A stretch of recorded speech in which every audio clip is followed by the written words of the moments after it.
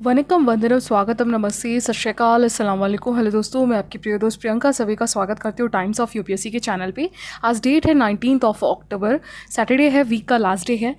देखिए कल आर्टिकल नहीं कवर हो पाया क्योंकि मेरी तबीयत ठीक नहीं थी। रिकॉर्डिंग नहीं हो पाई, न्यूज़पेपर रीड कर लिया था, पेन में स्टमक में पेन था तो इसलिए मैं नहीं कर पा रही थी रिकॉर्ड। तो लेकिन आज आर्टिकल्स काफ़ी हैं, ठीक है। मैंने सोचा आज कवर कर लूँगी, लेकिन मुझे लग रहा है यही नियरली अपना 30 मिनट्स ले जाएगा, 25 to 30 मिनट्स, क्योंकि हमें इससे ज़्यादा एक्सीड नहीं करना है, ज़्यादा टाइम नहीं लेना हमें न्यूज़पेपर में। कल संडे है तो मैं उसमें वैसे कल ना आर्टिकल बहुत कम आए थे। देखिए 2 आर्टिकल, एक तो है ना सुप्रीम कोर्ट ने सेक्शन 6 पे जो असम अकॉर्ड था ना, असम अकॉर्ड क्या कि असम के जो सिटीज़न हैं, ठीक है, ऑलरेडी 1951 से पहले जो माइग्रेटेड लोग हैं असम में, उन्हीं लोगों के लिए जो है सिटीजनशिप अमेंडमेंट एक्ट लेके आया गया था कि इसके बाद अगर कोई माइग्रेट होता है तो वो असम सिटीज़न नहीं कहलाएंगे, ठीक है। तो उसी पे ही सुप्रीम कोर्ट ने वर्डिक्ट दिया है, तो उसके बारे में एक आर्टिकल था, ठीक है। इसके अलावा ऐसा कोई आर्टिकल नया नहीं है, उसमें 1-2 आर्टिकल और हैं, ठीक है। तो मैं या तो आज शाम को या दिन में जो जैसे ही मैं फ्री होंगी रिकॉर्ड कर दूंगी, या फिर कल आपको संडे को मिल जाएगा, ठीक है। लेकिन हाँ, हम छोड़ेंगे नहीं, ये है कि हफ्ते भर की जो भी न्यूज़ है, मतलब कोई भी डे अगर मिस हो जाता है तो उसको वीकेंड तक हमें कवर अप कर लेना है, ठीक है। तो आज देख लेते हैं कौन कौन से आर्टिकल हैं। तो सबसे पहले देखिए क्या होता है कि अभी आपको पता है रिसेंटली जो है रबी क्रॉप की जो गेहूं है उसकी एमएसपी अनाउंस करी गई है। उसमें गवर्नमेंट के द्वारा भी 2024-25 की जो वीट क्रॉप है उसका जो प्राइस है एमएसपी का ये अनाउंस किया है 2500 के आसपास, दैट मीन्स 2425 रुपये के। पहले के लास्ट ईयर के हिसाब से 2275 रुपये था पर क्विंटल। इस बार 150 रुपये आगे बढ़ाया गया है, ठीक है। लेकिन यहाँ पे राइटर ये दुख बता रहे हैं कि जैसे जिस हिसाब से इंडिया क्या है, बहुत मेजर प्रोड्यूसर भी है वर्ल्ड का, लेकिन वो इम्पोर्ट भी करता है। किससे इम्पोर्ट करता है? जैसे कुछ नेशंस हैं, जैसे मैं दिखाती हूँ आपको। जैसे अगर आप यहाँ देखोगे तो इंडिया जो है मेजरली इम्पोर्ट करता है ऑस्ट्रेलिया, यूक्रेन, रशिया और कनाडा, और अभी रिसेंटली सबसे ज़्यादा रशिया से करता है, ठीक है। और एक्सपोर्ट अगर हम इंडिया की तरफ से करते हैं तो बांग्लादेश, नेपाल, श्रीलंका, अफ्रीका और मिडिल ईस्टर्न कंट्रीज़ में करते हैं, ठीक है। और अगर हम एक बार गेहूं के स्टेट्स देख लें कौन कौन से मेजर स्टेट्स हैं, तो सबसे पहले यूपी आता है, उसके बाद आपका एमपी है, उसके बाद आपका पंजाब है, उसके बाद आपका हरियाणा है, फिर then Rajasthan, then Bihar, then Gujarat, then Maharashtra, then Uttarakhand and then Himachal. ये मेजर स्टेट्स हैं जो आपके वीट को प्रोड्यूस करती हैं, ठीक है। और अगर हम इंडिया की बात करें तो देखिए इंडिया है ना largest, one of the largest है, अभी वर्ल्ड का सेकंड बिगेस्ट वीट प्रोड्यूसर है आफ्टर चाइना, ठीक है। और ये ग्लोबल का 1% वीट ट्रेड करता है, ठीक है। मैक्सिमम एक्चुअली क्या है, हमारा इंडिया का जो कंजम्पशन है ना वीट का, वो काफ़ी ज़्यादा है ना। और अभी अगर हम बात करें कि 2021 के हिसाब से वीट के 3 मेन वर्ल्ड के प्रोड्यूसर हैं, तो कौन कौन से हैं? China, India, Russia.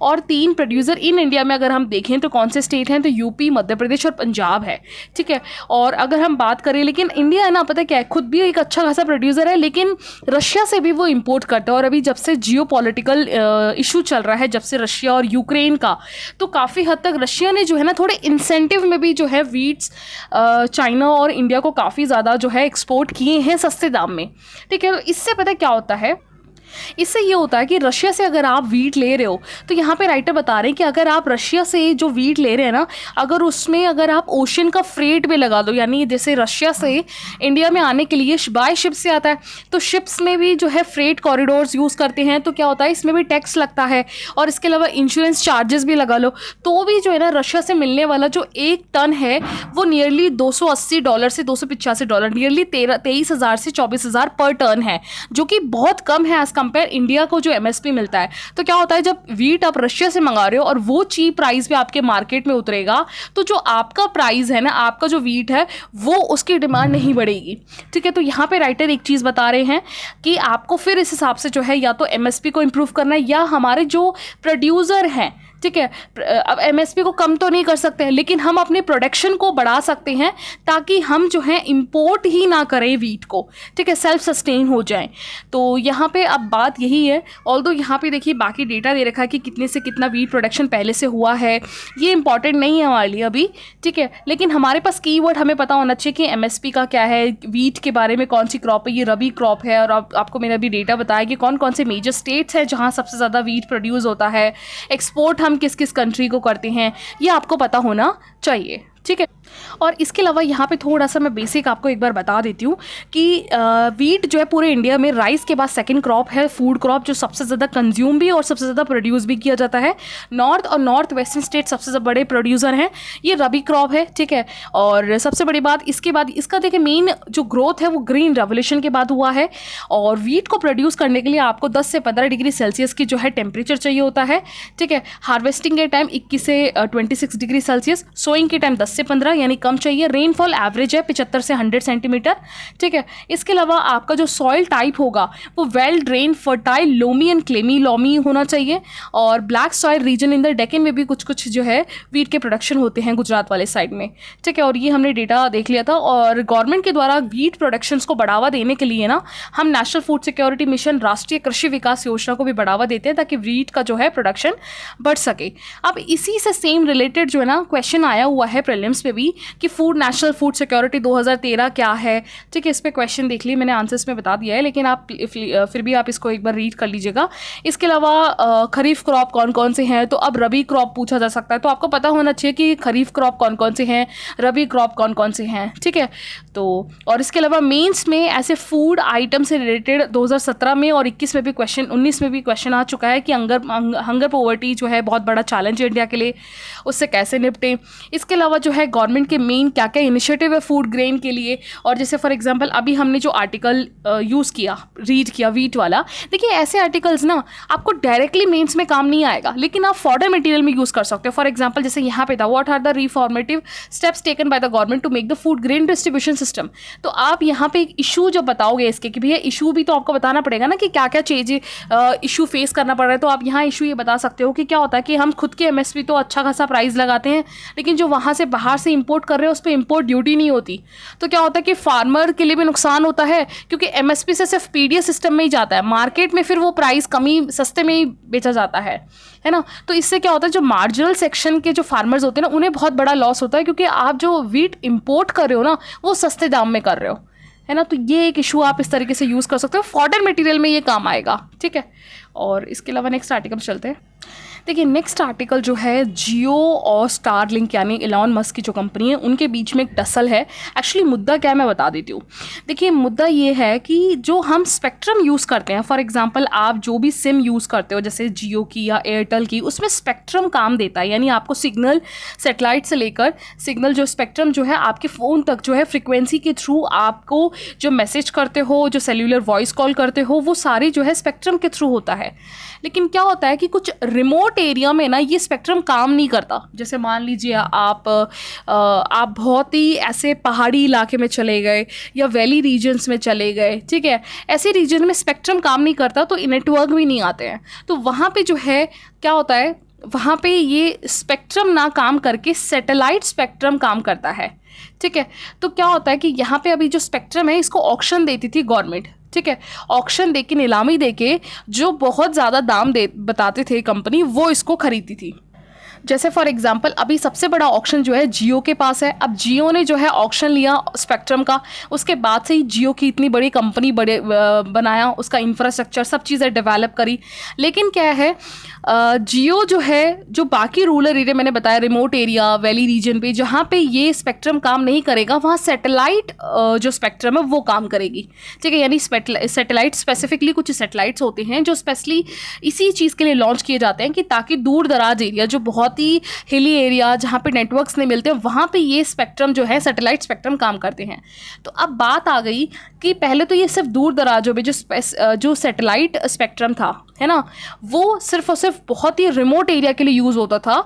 मेन जो लैंड है इंडिया का, जो मेन लैंड है यानी आपका कश्मीर से लेकर, ठीक है, आपका जो कश्मीर से लेकर आप ले लीजिए बाकी पूरे रीजन में जो है आपका मेनली स्पेक्ट्रम ही यूज़ होता था, जिसका ऑक्शन एक बहुत बड़ी कंपनी लेती थी, ठीक है। लेकिन अब क्या हुआ, गवर्नमेंट ने अनाउंस कर दिया है कि हम रिमोट एरिया के लिए भी ना अब स्पेक्ट्रम को ही नीलामी करेंगे। रिमोट एरिया में अब हम ना कि जो रिमोट एरिया में सैटेलाइट स्पेक्ट्रम यूज़ होता था उसको हम लैंड में भी जो है अब लॉन्च करेंगे। दैट मीन्स जो सिर्फ रिमोट एरिया के लिए था सैटेलाइट से लिए जाने वाले स्पेक्ट्रम का यूज़ करके, वो अब पूरे ओवरऑल इंडिया में भी आएगा, ठीक है।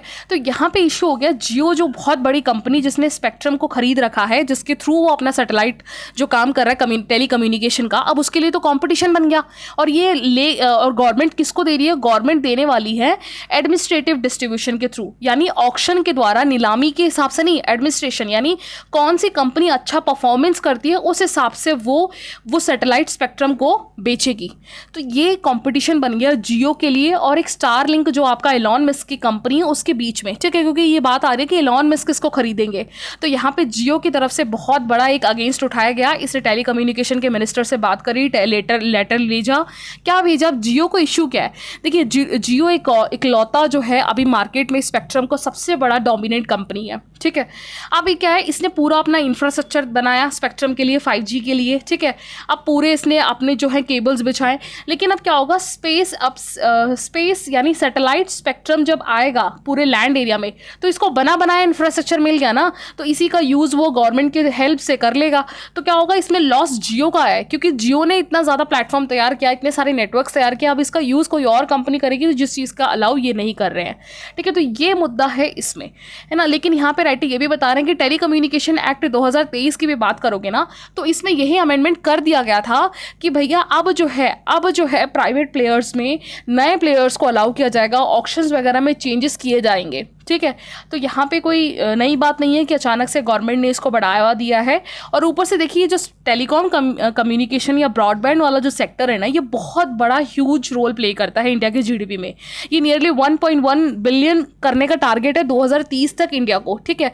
तो इसके लिए अब कॉम्पिटिशन को, एकदम टक्कर वाले कॉम्पिटिशन को बढ़ावा देना गवर्नमेंट का मेन मोटिव है। और सबसे बड़ी बात यहाँ पे क्या है, ये ऑक्शन के अब जैसे मान लीजिए सैटेलाइट स्पेक्ट्रम देता, सैटेलाइट स्पेक्ट्रम को ऑक्शन के थ्रू ये बांटता, तो फिर जियो ही इसको खरीद लेती। लेकिन यहाँ पे गवर्नमेंट ने बोला हम एडमिनिस्ट्रेशन के बेसिस पे बांटेंगे। एडमिनिस्ट्रेशन यानी जो कंपनी बहुत अच्छा परफॉर्मेंस कर रही है उसको हम ये दे देंगे, ठीक है। तो ये इशू है इसका पूरे का, ठीक है। तो नेक्स्ट आर्टिकल में चलते हैं। देखिए, नेक्स्ट आर्टिकल है यहाँ पे गवर्नमेंट ना, एक्चुअली देखिए ये पीआईबी की न्यूज़ है। एक्चुअली अभी ग्लोबल इनोवेशन इंडेक्स 2024 रिलीज़ हुआ है, जिसमें इंडिया 133 ग्लोबल इकोनॉमिक कंट्रीज़ में से 39th पोजीशन पे आया है इनोवेशन इंडेक्स में, ठीक है। बहुत ही बड़ा शानदार एक अचीवमेंट है। जहाँ पहले इंडिया 2015 में 81st रैंक पे था, आज 2024 में वो 39th आ गया। दैट मीन्स टॉप 10 के अंडर में आने में ज़्यादा टाइम नहीं लगेगा। तो यहाँ राइटर अपने आर्टिकल में 4 से 5 फैक्टर्स बता रहे हैं जिसकी वजह से इंडिया ने ये ग्रोथ अचीव करी है, ठीक है। तो कंटेक्स्ट आपको समझ में आ गया, तो चलते हैं इस पर, ठीक है। तो यहाँ पे देखिए, सबसे पहले राइटर यहाँ शुरू कर रहे हैं स्टार्टअप से।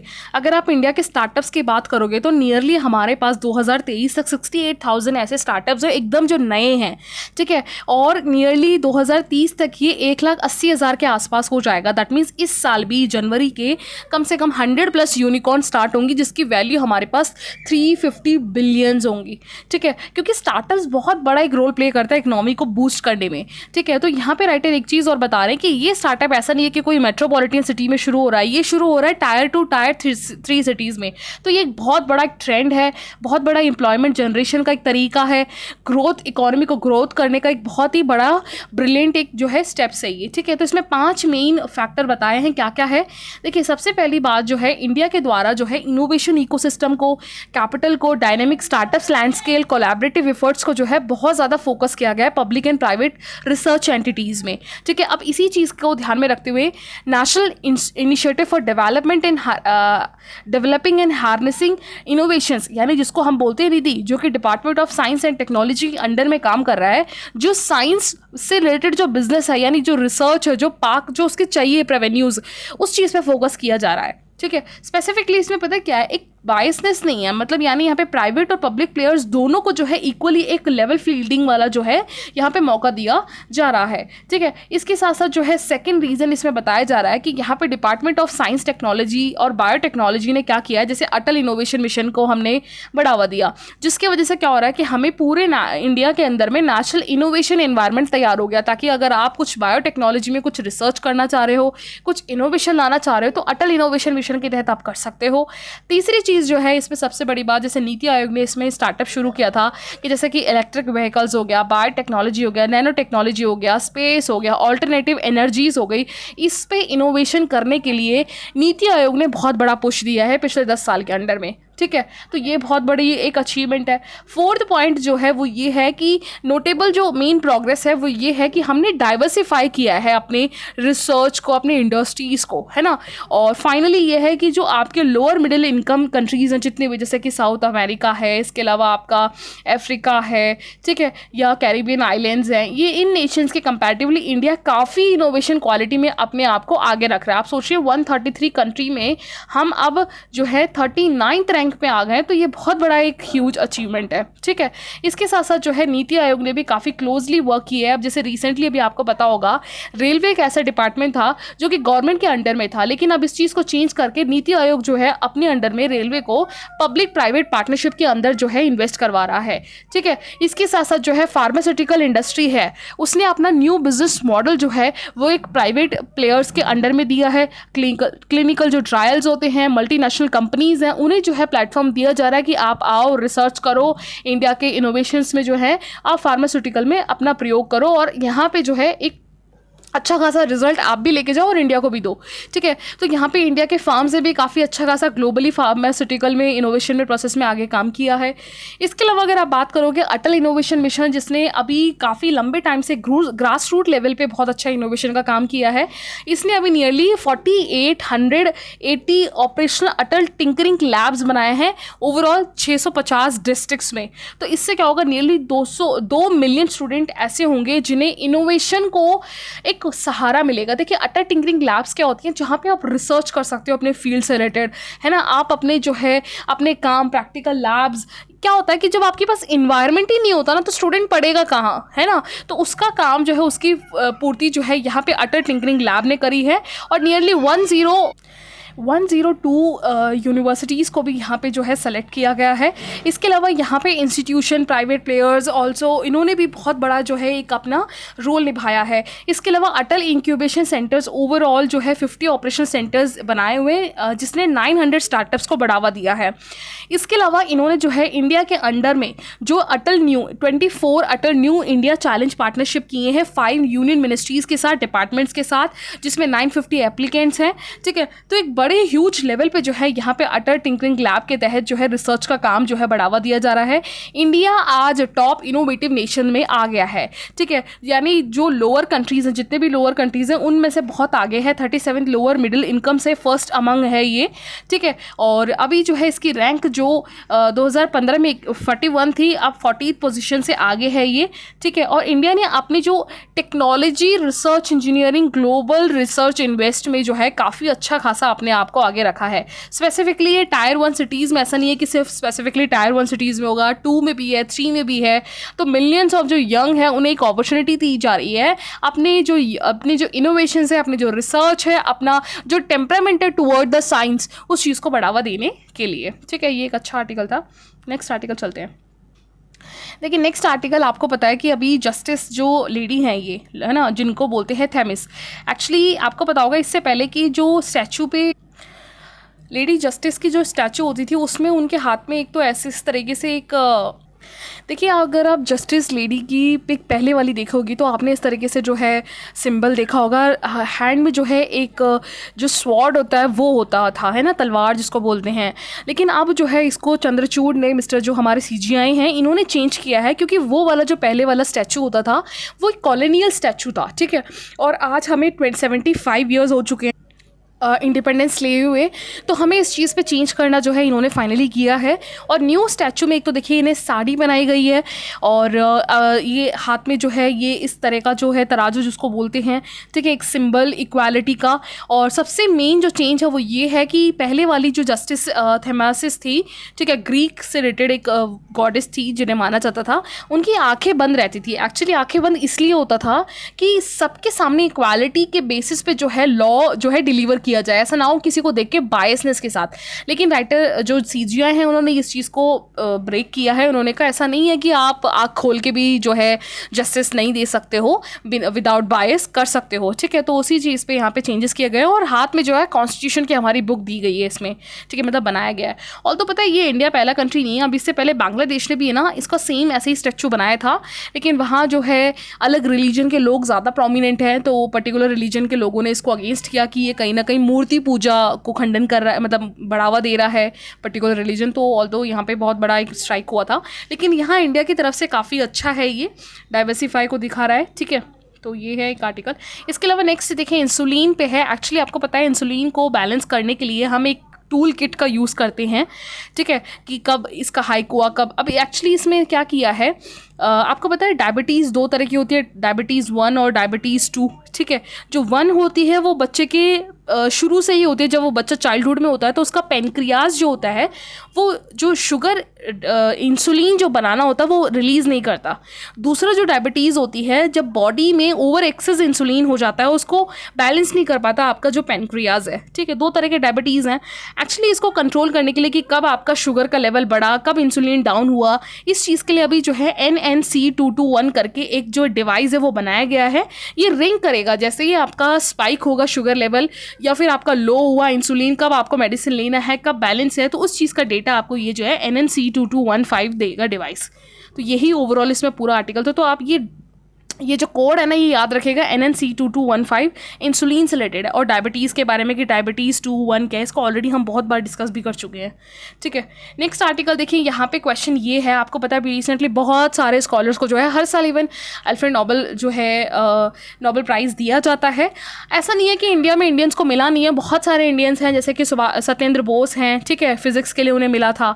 इसके अलावा मेघानंद शाह है, होमी जहांगीर बाबा है, GN रामचंद्रन हैं, TR शेषाद्री है, उपेंद्र ब्रह्मचारी हैं, ठीक है। बहुत सारे लोग हैं जिन्हें मिला है, लेकिन प्रॉब्लम पता है क्या, ये मोस्टली इनमें से वो लोग हैं जब इन्हें मिला था ना 60s-70s में, तब ये इंडिया में रहते नहीं थे, ये बाहर आउट ऑफ द इंडिया रह के रिसर्च का काम करते थे, ठीक है। तो वहाँ पे तो एक क्वेश्चन ये लगता है कि इंडिया में रहते हुए काम ना मिलना, दैट मीन्स ये इंडिकेट करता है कि आपके पास एक एनवायरनमेंट का लैक है, रिसर्च का, साइंस का टेम्परामेंट का लैक है ना। और एज़ कम्पेयर, जैसे यहाँ पे यही बताया गया है कि इंडिया को इतने ज़्यादा नोबेल प्राइज़ क्यों नहीं मिले हैं, तो उसमें कुछ कंपैरिजन किया गया है। कुछ तो देखिए राइटिंग हम बता रहे हैं कि क्या होता है कि कुछ साइंटिस्ट को तो एड्रेस नहीं किया गया है सही तरीके से। जैसे यहाँ पे या मेघानंद शाह, होमी जी भांग्या, सत्येंद्र नाथ बोस जी, इन लोगों को मिला है, ठीक है, फिजियोलॉजी में, मेडिसिन में, प्राइजेज़ में। लेकिन क्या होता है कि मेनली ये लोग बाहर रहते थे उस टाइम, ठीक है। अगर आप इंडिया की बात करोगे, जैसे यहाँ पे इन्होंने एग्जांपल दिया है, पॉलीमथ सर जगदीश चंद्र बोस। एक्चुअली ये फर्स्ट पर्सन थे जिन्होंने जो है वायरलेस कम्युनिकेशन के बारे में 1895 में बताया था, लेकिन नोबेल प्राइज़ इन्हें नहीं दिया गया। 1909 में गैलीलियो मार्कोनी और फेर्डिनांड बरून को दिया गया था, ठीक है, जिन्होंने वायरलेस कम्युनिकेशन पे काम किया था। जबकि सबसे पहले 1895 में हमारे जो हैं जगदीश चंद्र बोस कर चुके थे इस काम पे, ठीक है। इसके अलावा KS कृष्ण जो है अनदर साइंटिस्ट हैं जिन्होंने मेनली काम किया था कंपाइलिंग जो है काम करना, acknowledge the Nobel nomination. Although इनको नोबेल प्राइज़ तो नहीं दिया गया, लेकिन सपोर्टर में काफ़ी नाम लिया जाता है कि जब CV रमन का रमन स्कैटरिंग इफेक्ट सामने आया था 1930 में, तब ये कहा जाता है कि वो as a student KS Krishna ने यहाँ पे काम किया था, ठीक है। तो और इसके अलावा 1970 में जो CN राव थे, ठीक है, उनको जो है सॉलिड केमिस्ट्री का मिलना था, ठीक है, जिन्होंने सॉलिड केमिस्ट्री पे काम किया, लेकिन उन्हें एड्रेस नहीं किया। तो यहाँ पे कुछ राइटर ये बताना चाह रहे हैं कि जिन्हें एक्चुअली मिलना चाहिए था ना, अब जैसे ECG सुदर्शन है, ये बहुत बड़े एक फिजिस्ट थे, ठीक है, इन्होंने भी जो है अच्छा खासा काम किया USA में रहते हुए, लेकिन इनका भी बहुत बड़ा कॉन्ट्रोवर्शियल हुआ था कि इन्हें नोबेल देना चाहिए नहीं देना चाहिए, लेकिन 1979 में दिया गया। उसके अलावा 2005 में मिला, ठीक है, 2018 में इनकी डेथ हो गई, ऑल्दो ये सिटीज़न हैं USA के, ठीक है। तो एक ये चीज़ तो साफ झलक रही है कि इंडिया में कहीं ना कहीं रहते हुए, इंडिया के रिसर्च करते हुए यहाँ पे जो है नोबेल प्राइज़ ऐसा इतना नहीं मिला है, ठीक है। अब यहाँ से अगर आप बात करोगे इंडिया की कंपैरेटिवली अदर कंट्रीज़ में, जैसे चाइना है, इजराइल है, साउथ कोरिया है, ये बहुत प्रोमिनेंट है नोबेल प्राइज़ लेने में, ठीक है। जैसे अभी अगर आप बात करोगे इजराइल बहुत आगे, उसमें भी मेनली जूइश 150 लोग जो है जूइश लोगों को यहाँ पे क्वार्टरली नोबेल प्राइज़ दिया गया है। इजराइल में बहुत लोगों को मिला है। चाइना बहुत बड़ा एक वो है रिसीवर है, क्योंकि देखिए चाइना अपना आधे ज़्यादा 3 जो है 3 टाइम्स मोर देन इंडिया से जो है रिसर्च में इन्वेस्ट करता है चाइना, ठीक है, अपने GDP का। ऑलरेडी उसका GDP 18 ट्रिलियन है, ठीक है। तो ये एक मैटर है। इसके अलावा साउथ कोरिया काफ़ी आगे है। इवन अगर आप बात करोगे Asia, Africa, south America, overall उसमें से अगर आप फिजिक्स की बात करोगे तो 227 में से सिर्फ 13 ही लोग नॉमिनेट हुए थे, केमिस्ट्री में सिर्फ 15 लोग और मेडिसिन में सिर्फ 7 लोग। That means Asia, Africa, south America, सोचिए ये पूरे ग्लोब का 3/4 पॉपुलेशन रखता है एशिया, अफ्रीका और साउथ अमेरिका। उसमें से कितने कम नोबेल प्राइज़ के लिए जो है अनाउंस हुए हैं नाम, समझ रहे हो। तो इन्वायरमेंट बहुत बड़ा एक मेजर रोल प्ले करता है, इन्वेस्टमेंट बहुत बड़ा मेजर रोल प्ले करता है, और सबसे ज़्यादा इन्वेस्टमेंट है वो है जापान का। ठीक है, अभी तक जो है 21 साइंस ल्यूरोकेट्स को यहाँ पे नोबेल प्राइज़ मिल चुका है। उसके बाद यूएस, यूरोप में है नो डाउट, और भी कंट्रीज़ हैं। तो ये सारे इश्यूज़ हैं। ठीक है, तो ओवरऑल आज आर्टिकल ये था। Thank you.